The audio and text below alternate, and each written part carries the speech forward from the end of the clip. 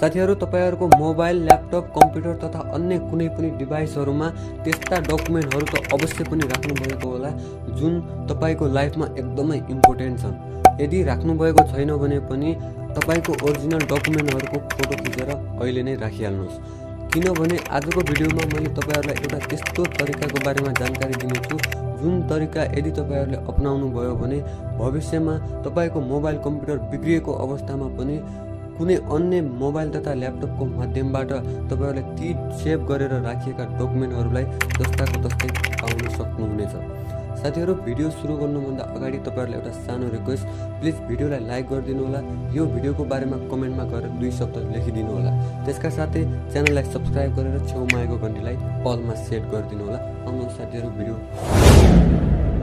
साथीहरु, डकुमेन्टलाई online store अथवा अनलाइनमा सेभ गरेर राख्नको लागि धेरैवटा एप्लिकेसन, सफ्टवेयर अथवा वेबसाइटहरु छन्।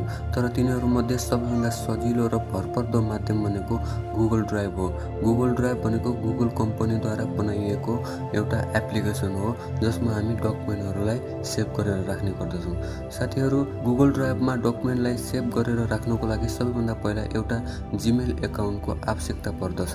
यदि जीमेल एकाउन्ट तपाईहरुले बनाउनु भएको छैन भने यो च्यानलमा गएर सबैभन्दा फर्स्ट भिडियो हेरिदिनु होला। त्यसमा मैले गुगल एकाउन्ट कसरी बनाउने त्यसको बारेमा सम्पूर्ण डिटेल्समा जानकारी दिएको छु। आउनु साथीहरु, गुगल ड्राइभमा कसरी डकुमेन्ट सेभ गर्ने सिकौं।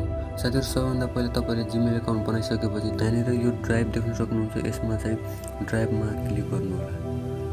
ड्राइभ भन्ने एप्लिकेसनमा क्लिक गरिसकेपछि यहाँनिर यसको इन्टरफेस यस्तो देखाउनेछ। मैले अलरेडी नै केही डकुमेन्टहरुलाई चाहिँ यसमा सेभ गरेर राखेको छु, त्यसैले यस्तो देखाइराखेको छ। तपाईले यसमा 15 GB सम्म चाहिँ डकुमेन्टहरुलाई चाहिँ सेभ गरेर राख्न सक्नुहुन्छ। तपाईले डकुमेन्टलाई अपलोड गर्नको लागि यहाँ प्लस आइकनमा क्लिक गर्नु होला। प्लस आइकनमा क्लिक गरिसकेपछि यहाँनिर अपलोडमा क्लिक गर्नु होला। अपलोडमा क्लिक गरिसकेपछि यहाँनिर माथि देख्न सक्नुहुन्छ ग्यालरीमा आफ्नो ग्यालरीमा क्लिक गर्नु होला।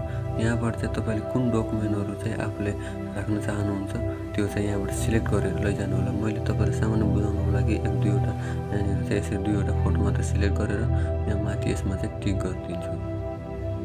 यदि गरिसकेपछि यहाँनिर देख्न सक्नुहुन्छ preparing to upload to files भनेको छ। 2टा फाइल चाहिँ अपलोड हुँदैछ। यता ब्याकग्राउन्डमा पछाडि चाहिँ यो 2 वटा फाइल चाहिँ अपलोड हुनको लागि अलिकति टाइम लाग्छ। ओके, देख्न सक्नुहुन्छ यहाँनिर 2 वटा फोटो चाहिँ अपलोड भइसकेको छ। अब यति गरिसकेपछि तपाईहरुको काम भइसक्यो। साथीहरु, अब यति गरिसकेपछि तपाईहरुले चाहिँ जुनसुकै बेलामा पनि यी डकुमेन्टहरुलाई चाहिँ तपाईले डाउनलोड गर्न सक्नुहुन्छ। डाउनलोड गर्नको लागि यसमा क्लिक गरेर तपाईले यहाँ यता माथि 3 डटमा क्लिक गरेर यहाँबाट चाहिँ यहाँ तलबाट देख्न सक्नुहुन्छ डाउनलोड भन्ने अप्सन छ। यहाँबाट तपाईले डाउनलोड गर्न सक्नुहुन्छ। साथीहरु, अब यी डकुमेन्टहरुलाई तपाईले अरु मोबाइलबाट चाहिँ यो गुगल एकाउन्टलाई लगइन गरेर त्यहाँबाट सजिलै तपाईले यी डकुमेन्टहरुलाई डाउनलोड गर्न सक्नुहुन्छ। साथीहरु।